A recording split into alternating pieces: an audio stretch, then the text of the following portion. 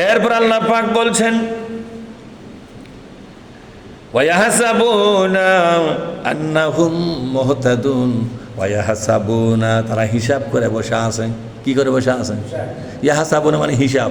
তারা হিসাব করে বসে আছে আন্নাহুম, নিশ্চয়ই তারা মুহতাদুন, এখনো হেদায়েতের পথেই আছে।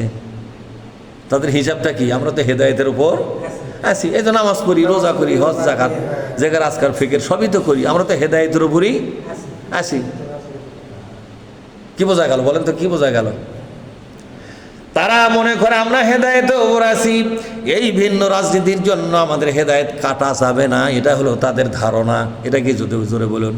এই হিসাব মানে হলো পরিসংখ্যান, হিসাব মানে হলো ধারণা।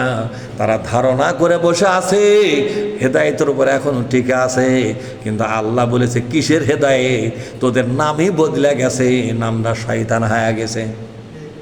হেদায়েত তো অনেক দূরের কথা, নামই তো আর নাই। মুসলমান নাম কেটে গিয়া শয়তান নাম ধারণ করে ফেলাছে। কথা কন না? কি নাম পরিবর্তন হয়েছে? কি পরিবর্তন হয়েছে? মুসলমান নাম পরিবর্তন হয়ে গেছে। কি নামে আল্লাহ ডাকতেছে? শয়তান নামে ডাকতেছে। যাই নিজেই শয়তান বসে আছে, তাই আবার মনে মনে করছে আমি হেদায়েতের উপরিতে আছি। এই তো নামাজ পড়লাম এখনই। তুমি নামাজ পড়ে লাভ কি? রোজা করে লাভ কি? হজ করে লাভ কি? তুমি যদি আল্লাহর দেওয়া সিদ্ধান্ত যদি না মানো, তাহলে তোমার কোনো ইবাদত আল্লাহর দরবারে কবুল হবে না।